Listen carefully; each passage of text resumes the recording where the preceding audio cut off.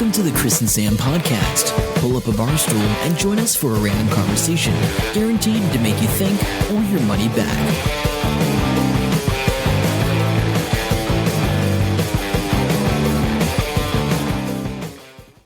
Hey guys, welcome to the Chris and Sam podcast. My name is Sam, and sitting across from me is the man who can't say no to only one Guinness and also has trouble listening and pronouncing Maori words to do with native trees. The one and only Chris. Hey guys, glad to be here. Thanks. Did you like that intro? I love the intro, Sam. That was awesome. Good. Yeah, it is hard to say no to a second Guinness, and you wanted an orange juice, so I was like, I can't be rude. I've got to have a Guinness. That's true. That's true. So we'll talk about that later, what we've been up to. And I thought we'd start this off first by talking about the Relay for Life. Oh, yeah. Because obviously that looked actually quite epic. It looks really like a lot of fun. It always is epic. It was a good team. I said last time, I couldn't remember what the name of the team was. It was actually called Totally Random because nobody knew each other, so it was totally random. Good. We've already got a name for next year, and they've already got all this stuff. They're on a charity high now, and they're like, we'll do this. Was a lot of them first timers? I'm just wondering if that's half first timers and half done it before. So that was cool. It was great. It was good because we had a roster, and we have a roster quite a bit for the walking, and we have done it for a while now. And so, but this time they rostered 2 people on walking at a time. And they mixed it up, so we were walking with somebody we didn't know, so awesome. New people all the time. So it was good chatting and stuff like that. Did you bust out some cool stories? One or two cool stories. What times were you walking? All over the shop. Yeah, I think I had a 3-hour break in the middle of the night, which I had a bit of a sleep, so I walked 1 till 2 a.m. and then I didn't have to get up again till 5. I was walking at 5 or something like that. Yeah. Yeah, so, it was good. It was good. And in that photo where you had that massive tent thing, was that the one you were telling me about that you had? There was like a big white dome type tent. Yeah, that's man, that looked awesome. Yeah, I bought that for Was it good? For life. Yeah, no, it was good. It was great. Yeah. It works really well. So we had all these tents, and then I had a little pup tent that it's so small. Yeah. That I used to take it on the back of my motorbike. Oh, camping. Right. That's how small it is. I can't actually lie down there straight because I'm too big for it, so I got to curl up. Yeah. And how high above it is it? Above you though, is it? It's not too bad. It's one of those domes. It's got 4 things over it. Because when I went to one of the innovation things with Telecom, the guy out in the field that was camping next to me, he was ultra extreme light, so he was basically sleeping in a sack. That's all it was. No, this one's not that bad, but it's not very. It's like $40. So this is like the worst thing to bring someone else back to the tent with. Well, it was pouring. I thought you were going to pouring down with rain. Okay. So it was all soppy and wet because the bottom's all like a tarp, so it's collecting like a paddling pool. So I just took my sweaty shirts off and just put them to the front to catch it all. But I still managed to sleep because when you don't have much sleep, you sleep. When you don't have much time to sleep. When you don't have much sleep, you sleep. Now that's words of wisdom coming from Chris. Yeah. But so we did really well. I think we've got close to $4,000 our team. Awesome. And I know you made your little And I made goal. My personal goal. I got personal goal for each of us was $200. Although I do have one thing to say about that. I got over $250. You replied to everyone that left a comment on the thing except for me. Yeah, because I thought I would say that to you in person on air. Thanks for your contribution, Sam. Yeah, no worries. That. No worries. I'll remember that. I was pretty slack, I must admit. Definitely worth it. What did you get up to? Because you didn't make it down. I was working. But because you said I was working afternoons into the night, so you said the best time to come is the afternoon, and I was like, no, can't make it. And I was actually real tired, because I've been doing crazy hours. So the worst thing, though, I finished one walking leg, then Les Mills had a class there, and I was like, it's Dan, sweet, I'll go over, and I did this mashup class, and I was really getting into it, because I only have one speed, and that's like full on. However, it was straight after breakfast. And of course, you're at the front of the class, because you can't deal with seeing other people. Oh, yeah, no, totally in front of everybody, because I couldn't deal with that. And we just had our baked beans breakfast, so I'm tasting baked beans quite a bit through this thing. Yeah. And Dan got me up in front with the instructors for the last the last track, which was cool. So do they do that quite a bit? No. Okay. But I was the only one that knew what I was doing in front of them, so they do that. It was nice. It's a nice gesture. And I shouldn't say poor old Dan, poor old us, Dan's just been, she's moving off to Hong Kong to be teaching Les Mills over there. Nice. He's awesome. He's brilliant. Yeah. We're going to miss him. Damn it. Damn you. Anyway, so that's Relay for Life news, really. Ah, very good. Now, on the list, what else did you want to talk about? I know I've got to say this now. So we've lost a couple of really cool people recently, and I'm going to try not to cry. All right. No, I'm serious. Spock, Leonard Nimoy. When I was young, I really made Spock my idol, whatever, my hero. Role model. Yep. That's a good word. It really did make a difference in my life. I know that sounds so trite, but particularly when I was young, because he was the only person I knew, certainly not my parents, who was objective and could think through a problem and did all those things. So I really did, for a long time, go, what would Spock do? So you connected with them. Yeah. And so they had a list of 30 other film projects and things that Leonard Nimoy had worked on that wasn't Star Trek. And it was just like, whoa, because he was in a lot of westerns and all sorts of stuff. Yeah, because I remember him quite well on Mission Impossible. I used to love that, and I was a big fan of him because it was about the same time. Yeah, so he wasn't on all the Mission Impossibles, but he was really cool. Also, one of the nicest guys around, by all accounts that I've read. So it's good. It's good that there's these people out there. And so it was sad to hear that he's left us, but he's, as the saying goes, left the world a better place. And then this morning, heard that Terry Pratchett had died. I guess in a way that's... Quite young, eh? 60... Yeah, it wasn't a huge shock in that he has been sick a couple of times and, he's had Alzheimer's, which I think is probably the worst possible thing for a writer to have, Yeah. Because that's the core of who they are. Yeah. So I did get the chance to, well, not exactly meet Terry Pratchett. You're in the same room as him. I was in the same room as him. I said hello to him as I walked out. I went to a book signing. Was it like a casual hello, or were you like screaming across the room? No, I went by and said, "It's great to see you, Terry," and he went, "See ya," or something like that. Because and the person he was signing the book for just gave me a dirty look. Yeah, of course they did. This was their moment. Yeah, and you've taken it away from them. But I'm going to laugh. I had bought the book and I was standing in line. I had to get back to work. So I'm laughing that someone else today is telling someone else the story of the time that they were getting their book signed by him, and there was some dude yelling, "Oh, Terry!" Yeah, I felt bad about that. Anyway, well, no, I didn't. But I felt bad that I couldn't stay in line and frickin' meet him. I should have just been late for work, and I'm such a goody. Yeah, I've never wagged any days of school. Never, ever did any of that stuff. Yeah, don't do sickies at work either. No, I'm good terrible. work ethic. Yeah. Too predictable. I did want to talk about something. Is it that time? This is my rant time. It's rant time. Rant time. Rant time. All right, so I'm going to say my piece about us sending our people out to Iraq for this whole ISIL thing. Yes, it was in the news very predominantly when we were recording our podcast episodes 2 weeks ago. And I haven't heard too much more about it, to be honest, at the moment. I was going to say something, but I have had a couple of discussions with people since. And oh, yes. And in those discussions, I realized how passionate I really am about the whole thing. Okay, let's go. Let's hear it. So I'm on two levels. First of all, I absolutely think we've got to be there. We should be there fighting or doing some support against ISIL, because we can't, ISIS or ISIL, whoever you want to, whichever acronym you want to use for them, because the reality is the only way we're going to placate them is to become an Islamic state here. That's the only way you're going to say, oh, these guys won't attack us. Okay. Yep. And I'm assuming that's off the table. I mean, we're a Christian state at the moment. Personally, I don't give a toss either way. Yeah. I prefer to be secular, but anyway, I presume that's off the table. So unless you're going to do that, we are going to be a target for them at some point in time. And a lot of people are going to be a target. Oh, everybody pretty much that is in the Islamic State will be a target. Yeah. So, and you could argue, oh, well, if we don't send people, we're lower down on that priority list. Well, we're low down on that priority list until something high profile is going to happen here. For example, the Cricket World Cup.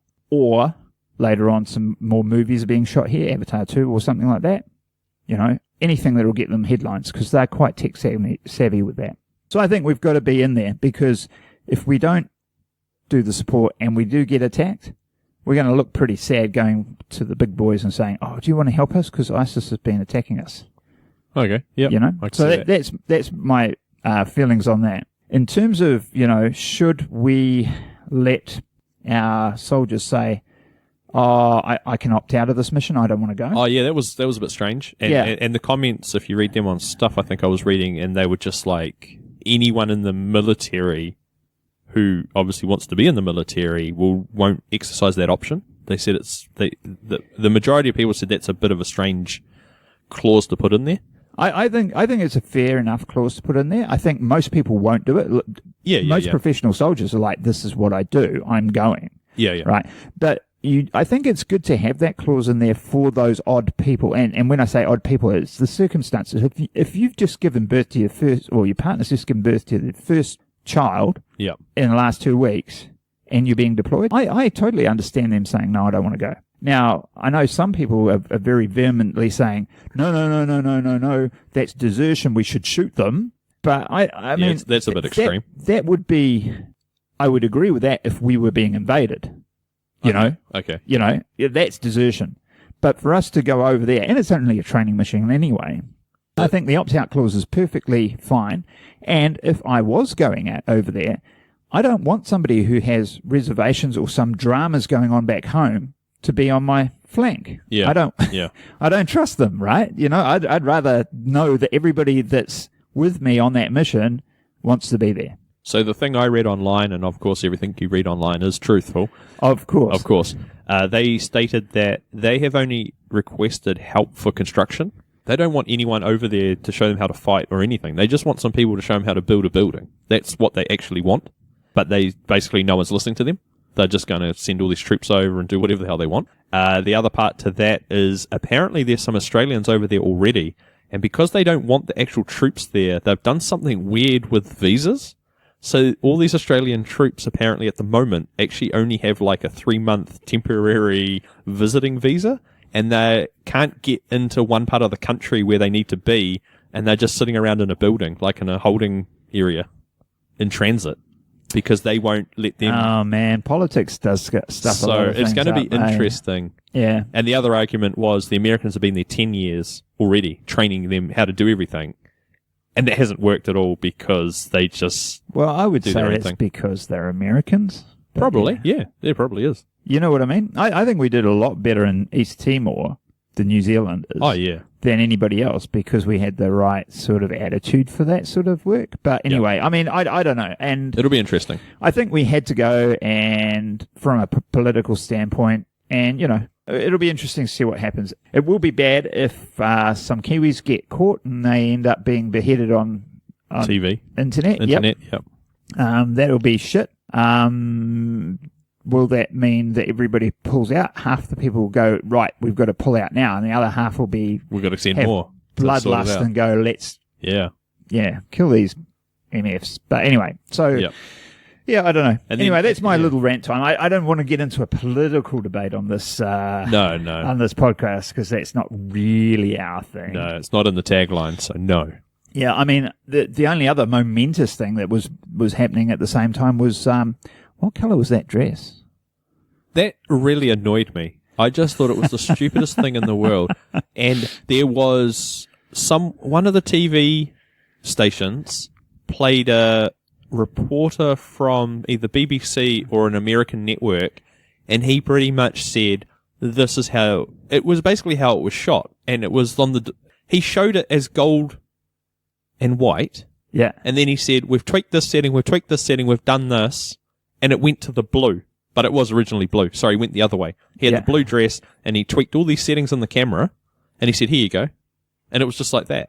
And obviously, they've now said it's how people perceive things with their eyes and blah, blah, blah. It was freaky, though, because the freaky thing was that I saw it as white and gold. Watched or read a story about it, looked at it again, the same photo, not a different photo, and it was blue and black. And I was like, what the No, I didn't. Yeah, no, that happened to me. Oh, I didn't have that. I just had different versions of the picture, and then I had the picture of the guy with the dress on TV saying it's actually a blue dress. That's what he said. Yeah. And I was just like, it's lots of craziness. Yeah, no, I've seen the same photo, change one okay. way and back again. Oh, and I think a lot of it was about the lighter in the room as well, because I was watching it on my phone and stuff. Yeah. So, so there was, okay, from that point of view, it was interesting. But get over the dress, for God's sake. Did you hear what George R. Martin tweeted about that? I don't know. He said, "Shut up about the blue dress or Tyrion dies." That's gold. That's gold. Yeah. Good on you. It's only going to take him another 20 years to finish the rest of the story, but that's all right. Yeah, Tyrion will be freaking dying of old age. Well, time it's over. Because what's he write on? Some weird old operating system, eh? I think it's called a typewriter. Yeah. No. I'm joking. But you know I don't know. You know that he only writes on one system. No, and he gives it to them on a floppy disk. And he writes in this really old computer program that's been around for like 20 years. No one else ever uses it, but that's all he does. And he writes. And he never writes when he travels. He has to write at home. So when he's doing the promotion, he's never working. And they had to figure out how to transfer it from whatever weird file it is into what every publisher in the world uses. And I think it's a floppy disk he gives them. I bet I know what program it is too. I bet I used to use that. You probably did. Because I used to put it on a floppy disk too. I've got a box of floppy disks over here, 5.25 inch floppies. Of course you do. Anyway, yeah. So you should look that up and see if it is the program. Yeah, I'm pretty sure those floppies are moldy now and they won't work anymore. But all that lost awesomeness, all my genius, all your genius, years of genius, all that money making ideas are in there. Yep. So, So I was going to talk about the media mingle we went to, which was only 2 nights ago. Yes, that was really cool. Enjoyed that. So I don't even know who puts it on. Who organises it? Is it an actual thing? I don't know. No, there's a couple of people. I met Nicholas O'Flaherty. Sorry, Nick, if I've got your name wrong. And he was one of the founders of Media Mingle and of Social Media Club Auckland. Oh, right. So the Media Mingle is basically people that work in media. Yeah. So it's more for PR and advertising and get-togethers. And we decided to go. And the whole point is it's a networking event as opposed to an educational event. They don't have speakers. They don't do that. You just turn up and chat to people. So we decided to go for 2 reasons. What was the second reason? My reason is that I have a job that deals with event stuff. Sorry. And so I need to sell some of that stuff. And the PR people do events. So And the second reason we thought we'd go and plug the New Zealand Filmmakers Podcast.com, which worked quite well, I think, because it blew people's minds. I said, I brought a whole pile of cards. And then I looked in my folder and I had 7. Yeah. So I took the 7. I ran out of cards, obviously. Yeah. And then I opened my bag later and there was like 100 cards in there. Yeah, of course there was. It's like, oops. It was quite surprising how many people in the PR media field were unemployed at this point in time. Oh, really? A lot of the people I spoke to had no job, and that's because they've been travelling overseas. And then when I probed them a bit further, I said, is there a lot of jobs out there? Oh, there's a few, but I'm waiting for the perfect job. And I was like, you're never going to be employed. That's what I was thinking. Right. So we were at a bar, and it was on Sale Street, and the bar used to be called Sale Street, I think. Yeah, I think it was called Sale Street. And now it's called the Smokehouse, which the Sweatshop. It's called the Sweatshop. Was it the Sweatshop? Yep. I thought it was the Smokehouse. No, it's the Sweatshop. Oh, that would have made way more sense. But anyway, so it's the Sweatshop, which I don't know if there was little Asian people underneath making thousands of T-shirts. I did wonder about the name because it's just like, what? So that was all good. And then the guy jumps up and he's like, hey, insert bar owner's name here. And I'm not very good at public speaking, but I'll waffle on for 10 minutes anyway. I'm going to talk about what we do here at the Sweatshop. And number 1, we've got 3 things that we mainly focus on. Number 1 is live music, Friday and Saturday nights, I laughed at this because he goes, and we focus on New Zealand music. I'm like, what is that? Because you can't afford to bring in an international artist every weekend. And then the second thing he said, which just I couldn't stop laughing, it like cracked me up big time, is we have smoked meats. Apparently that's a thing. And then the third thing is they have what you expect at a bar, craft beer, and they're about to release their 5th version or because flavor. they actually have the vats there, or whatever they call it. Yeah, it's out the back. Yeah. So that was good. And then it was the business card draw, so we'd all chucked our business cards in, and of course, I won. Sam won, and I'm like, yeah, bar tab, all right. Everyone thinking bar tab, yes. Because it was he said $100 voucher or tab Yeah, $100 or something. voucher, yeah. So anyway, I get the voucher and that's all good. And I'm joking with these people I've just met that I'm going to get $100 worth of smoked meat, chuck it in my car and go all the way back to Hamilton eating my meat. And that went down quite funny. It was good. And I'm sitting there and after a while I'm looking at the card and actually you can only use it for food. So, haven't used it yet. And as a vegetarian, I'm feeling somewhat slighted. I'm like, yeah, we're going to drink a bar tab. Oh, no, it's smoked meat. Far out. Yeah. So I think we might check that out at a later date. I've got to use it by October, so...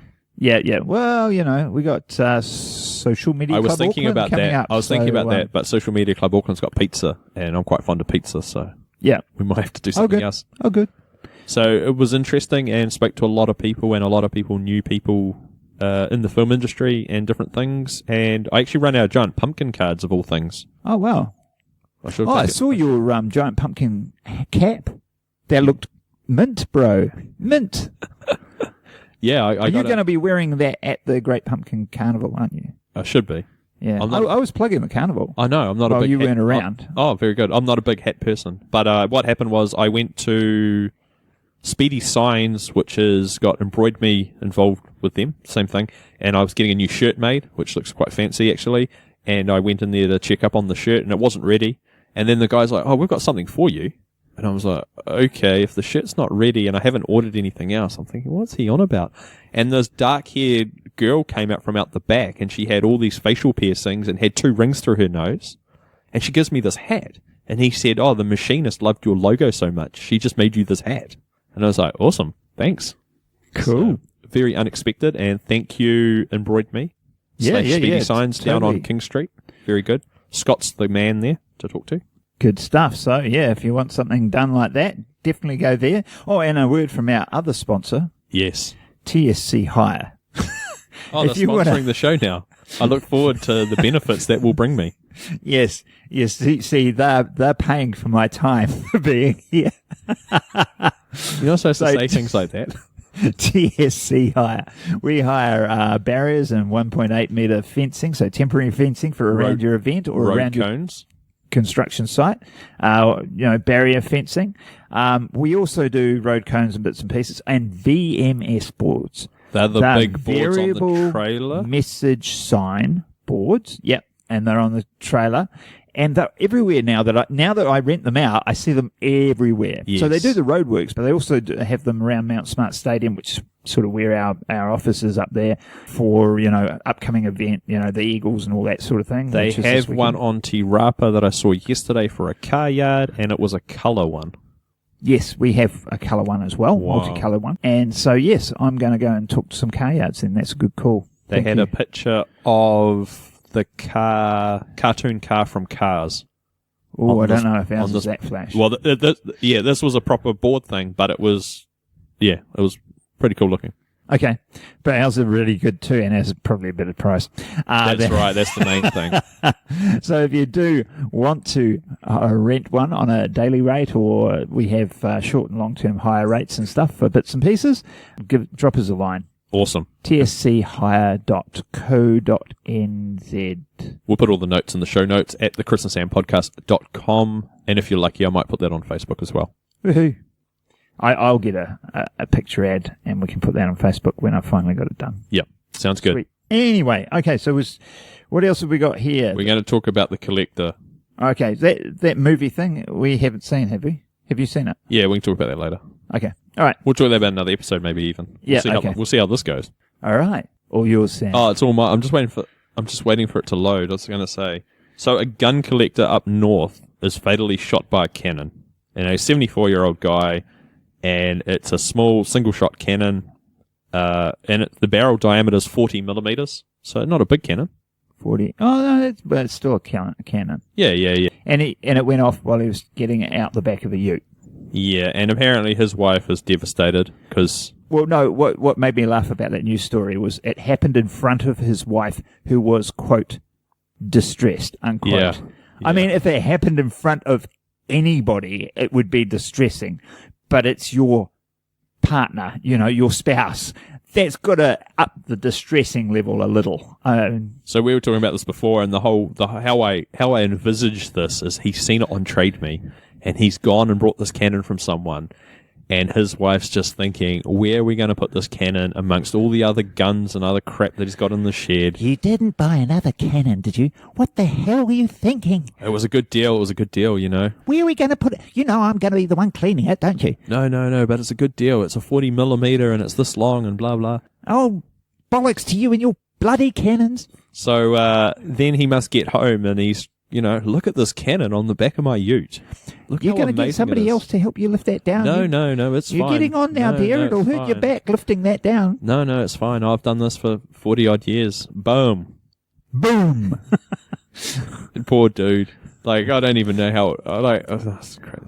And it's sad. Like, it's not something you should really joke about, but seriously. But I was talking to my... Who carries a loaded cannon around in their ute? Imagine if it went off, he went over a bump and it just shot the car behind. But I was talking to my friend about this, and it led on to another story, which happened about 2 or 3 years ago, and it was the guy with an engineering degree built a hovercraft, and he went to the beach to test it with his family, and because he's so clued up, he doesn't put a cage on the back fan that pushes the hovercraft along. So it comes off and chopped his head off in front of his family at the beach in New Zealand. Oh, didn't hear about that one. Yeah. Ouch. Yeah. So there's some very clever people out there that common sense isn't very common. I gotta tell you about one that I saw, which was just hilarious. I think I've told you about this before. Okay. But there was a video called Faces of Death years and years ago, and they had got two old footage from two different cameras, two different families, basically, in the US, and they're at somewhere like Yellowstone National Park, and they're in the car, and this is the old, 16mm camera things, film cameras, and so you can hear that clacking, but they had sound, and one of them was color and one of them was black and white. No, they were both color, but they were like faded old color, and so you hear two conversations, and they've snip them back and forth, edited them together. And one's going like, well, I'm going to go out and have a closer look at that bear. And this woman goes, no, Bob, don't do that. It's a bear. The bears are bad. Don't go out there. Oh, I'll be all right, Janet. Just stay here. And then in the other car, you've got, oh, my Lord. Look at David. Look at that stupid man. He's getting out of the car. Oh, what an idiot. And then you've got Janet holding the other camera as her husband's going out. Yeah. Oh, no, Bob was holding the camera. Bob, get back in the car. Don't do it. I'm all right, Janet. I'll just get a little closer and get a picture of this bear. And so you've got a picture from the other car of this guy walking over with a camera to the bear. The bear rears up and Bob goes, oh, shit.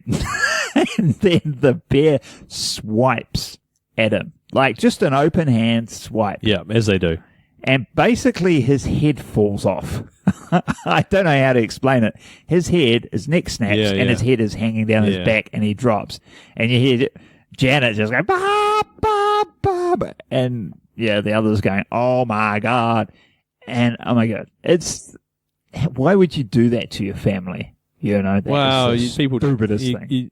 Some people don't think things through, so. Anyway, so that was probably an unwarranted story, but there you go.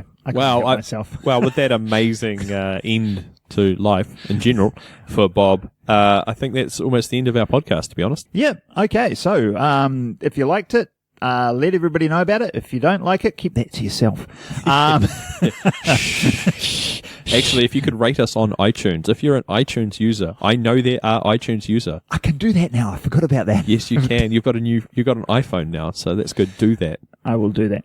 And so if you can rate us on iTunes, pop in on upstairs on Facebook and follow us on Twitter. Yeah, but the best place to go if you can't remember any of that is the chrisandsampodcast.com, and there's links to everything there. Yeah, everything we talked about. And we'll have some more competitions coming up as well, I think. Yes, sounds good. So until next time, I'm Sam. And I'm Chris. Have a great day.